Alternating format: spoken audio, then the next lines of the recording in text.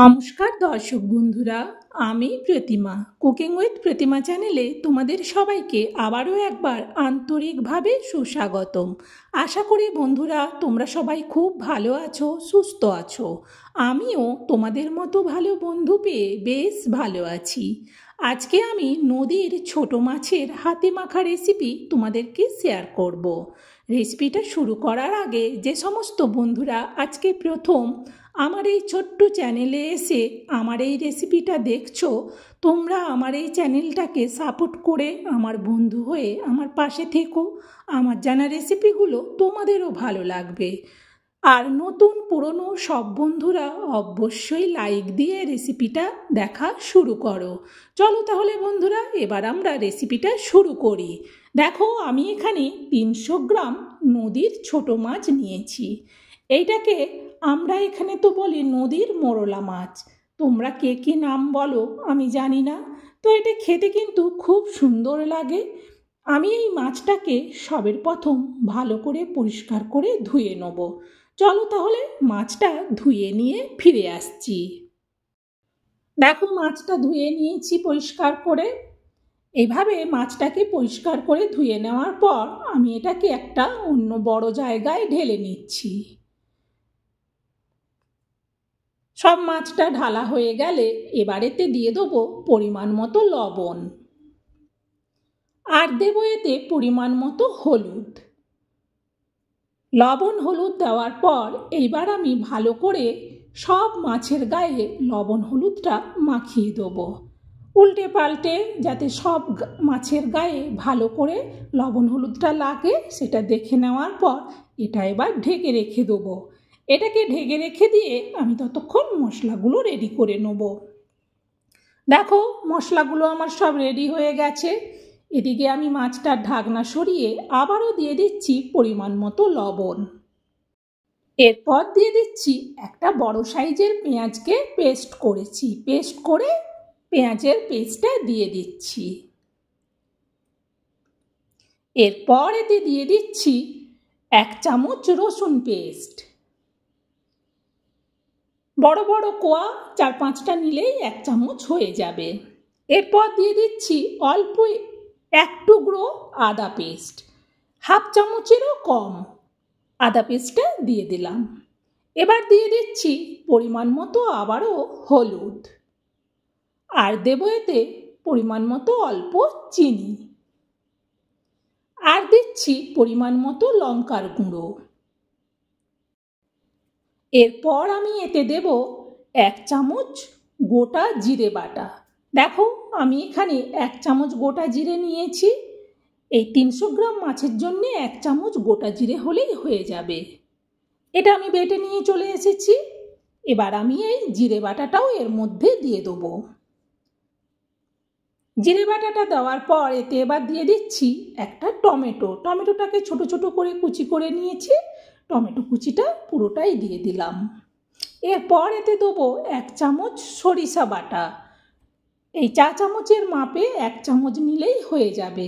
চলো তাহলে এবার সরিষাটাও বেটে নিয়ে চলে আসি। দেখো, সরিষাটা বেটে নিয়েছি। এবার এই সরিষা বাটাটাও দিয়ে দেবো।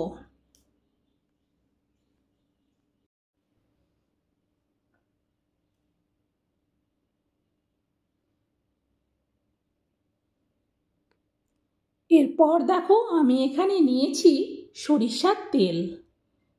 এখানে 4 চামচের মাপে 4 চামচ সরিষার তেল নিয়েছি।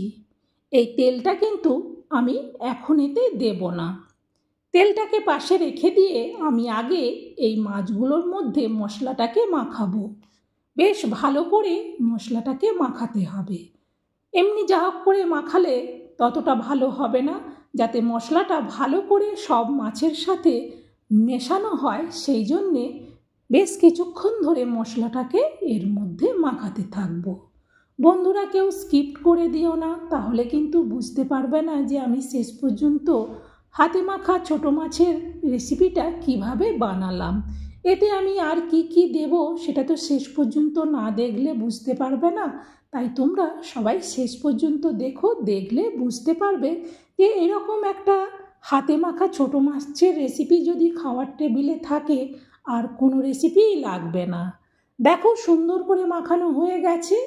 এবার আমি গ্যাস জেলে দিয়ে কড়া বসিয়ে দিয়ে তাতে দিয়ে দেবো অর্ধেকটা তেল। অর্ধেকটা মানে 2 চামচের মতো দিলাম, বাকি 2 চামচ তেল আমি রেখে দিলাম। এবার তেলটাকে খুন্তি দিয়ে পুরো কড়াইয়ের উপর পর্যন্ত চাড়িয়ে নেব। এরপর যখন কড়াইটা ভালো করে গরম হয়ে যাবে, সুন্দর করে দেখো ধোঁয়া উঠছে, এবার এতে দিয়ে দেবো মাছগুলো। প্রথমে একটু খুন্তি দিয়ে তুলে দিলাম, এরপর আমি পুরোটা এমনি করে দিয়ে দেবো। প্রথমেই ঢালতে গেলে অনেক সময় তেলটা ছিটিয়ে যায়, তাই প্রথমে অল্প খুন্তিতে করে তুলে দিলাম, তারপর পুরোটা একদম পরিষ্কার করে মুছে দিয়ে দিলাম।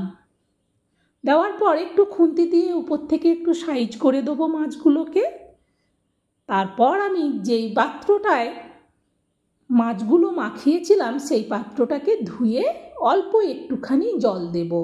খুব বেশি জল দেব না, কারণ এই মাছের কারিটা আমি খুব বেশি ঝোল রাখবো না। জলটা দেওয়ার পর এবার এটা ঢেকে দেবো।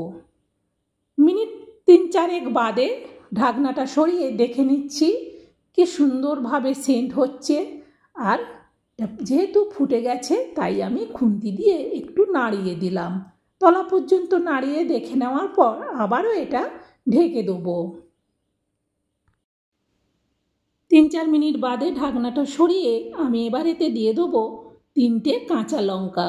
মাঝখান থেকে কেটে দিয়েছি, কেটে লঙ্কাগুলো দিয়ে খুন্তি দিয়ে একটু নেড়ে দিলাম তরকারিটাকে। নেড়ে দেওয়ার পর আবারও এটা ঢেকে দেবো। এবার দেখো আমি একটা পাতিলেবু নিয়েছি, এই পাতিলেবুটাকে এবার কেটে নিতে হবে। চলো তাহলে কেটে নিয়ে ফিরে আসছি। দেখো পাতিলেবুটাকে আমি 3 টুকরো করে কেটে নিয়েছি। এই পাতিলেবুটা আমি মাছের ঝালে দেব। এরপর আমি কড়াইয়ের ঢাকনাটা সরাচ্ছি, ঢাকনাটা সরিয়ে খুন্তি দিয়ে একটু মাছের ঝালটাকে নেড়ে দিচ্ছি। ভালো করে যখন নাড়া হয়ে যাবে তখন আমি এতে দিয়ে দেবো পাতিলেবুর রস। আমি এখানে গোটা পাতিলেবুর রসটাই দিচ্ছি। বন্ধুরা যদি কম টক পছন্দ করো তাহলে একটু কম রস দিও, তবে একটু টকটা দিলে বেশ ভালো লাগে। মাছের ঝালটা টক টক ঝাল ঝাল খুব সুন্দর টেস্ট হয়। বাকি যে তেলটা রেখেছিলাম সেই তেলটাও আমি উপর থেকে দিয়ে দিলাম। এবার তেল আর লেবুর রসটাকে ভালো করে খুন্তি দিয়ে আমি পুরো মাছের কারিটার মধ্যে মিশিয়ে দেবো। এবার আমার পুরো রেসিপিটা রেডি। এবার আমি এটা নাবিয়ে নেব। নাবিয়ে নেওয়ার জন্য এই প্লেটটা নিয়েছি, প্লেটটাতে নাবিয়ে নিচ্ছি। বন্ধুরা এত সুন্দর একটা হাতে মাখা নদীর মোরলা মাছের বা নদীর ছোট মাছের রেসিপি তোমাদেরকে শেয়ার করলাম। তোমাদের কেমন লাগলো সেটা অবশ্যই কমেন্টে জানিও, আর এটা শেয়ার করে দিও যাতে এইভাবে টেস্টি মাছের ঝালের বাটি চচ্চড়ি সবাই বানিয়ে নিতে পারে। এই রেসিপিটা এতটাই টেস্টি হয়, যেদিন এটা বানাবে সেদিন কিন্তু সবাই একটু ভাত বেশিই খাবে। বন্ধুরা আজকের মতো রেসিপি শেষ। তোমরা সবাই ভালো থেকো, সুস্থ থেকো।